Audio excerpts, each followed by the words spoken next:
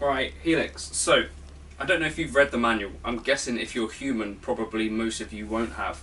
But I spent some time reading the manual on the Helix, and most of the time when I read it, I find something new or interesting.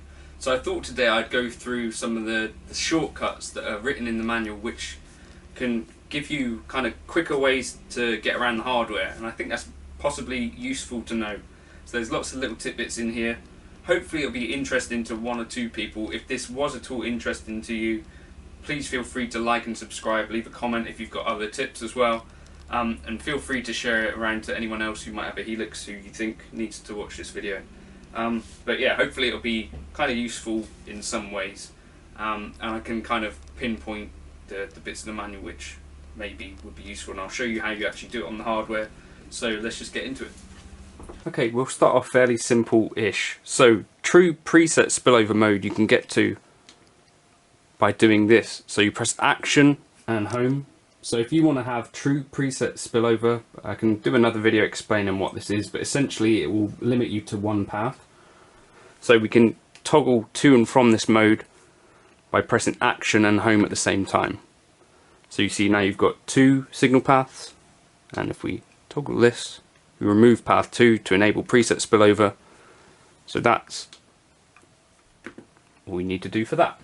I'll now take you to this preset which has a few different amps in it. So say you're over here or on whatever screen you're on, wherever you're at, if you press this button it takes you quickly to the amp, and if you press it again it will take you to the next amp if you've got more than one amp.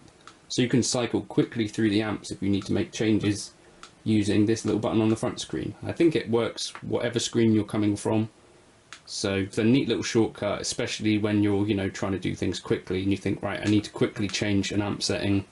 Just press this and you can cycle through those as well instead of using the joystick.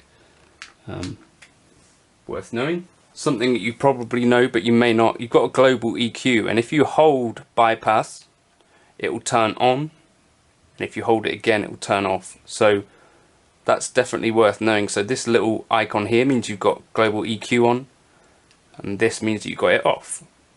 Definitely worth knowing.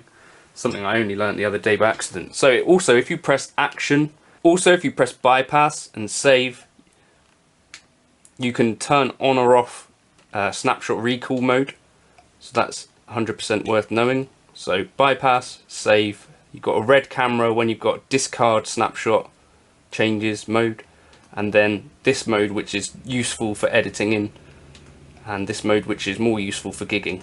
So worth knowing.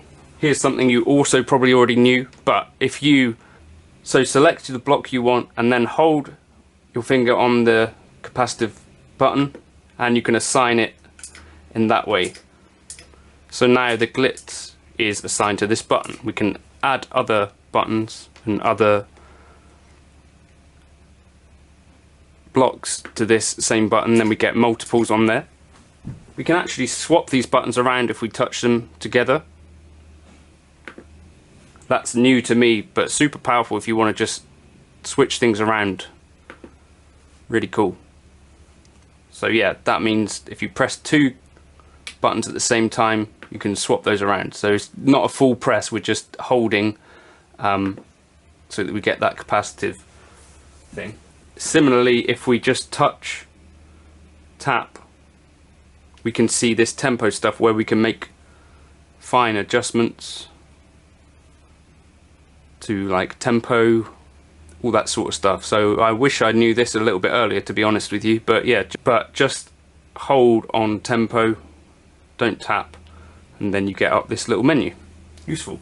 If you've got snapshots on a certain parameter and you want to remove that, you can hold bypass and then press that to remove those snapshots. So that would mean that it forgets the kind of snapshot assignments if for any reason you wanted to do that, or go and reset, for instance, some of these settings. So hold bypass and then press the button with the parameter that you want to remove. Really useful to know. Similarly, this is a thing that it took me a while to figure out, but if you want to make something change per snapshot, you can hold in this button and start to turn. Okay, and then toggle between your snapshots to make the changes. Also, if you hold it in like this, you get to this other menu where you can set a controller to be something like a foot switch or an expression pedal. So again, those two behaviors, if I want bass to be controlled by the expression pedal, I would just hold it in till I get to this, and then I say expression pedal 2, and then I'd set my minimum values and my maximum values. That's how I would do that. Similarly, if I then wanted to get rid of that, I can just go bypass and hold that whilst pressing that same button, and that gets rid of that assignment. So now the expression pedal would no longer control those. This is probably a fairly obvious one, but if you hold these two buttons in together, you can change the switching mode here. So from preset to snapshot to bank, all of these things, and if you quick press them, you change modes.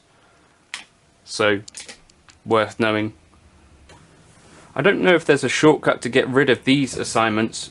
As I say, you can swap them by holding like this, or even to empty, and that's fine. You can swap and copy snapshots, but I think like a quick touch of 2 together sets you up to copy things.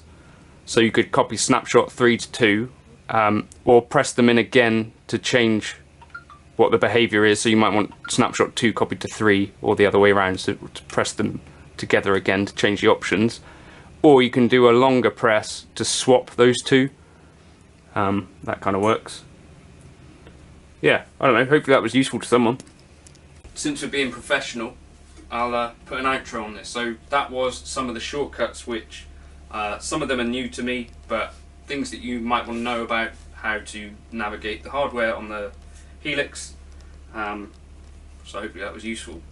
Do let me know if you've got things that I've missed that you like to do, and do feel free to like and subscribe so that you can make me feel better about my life.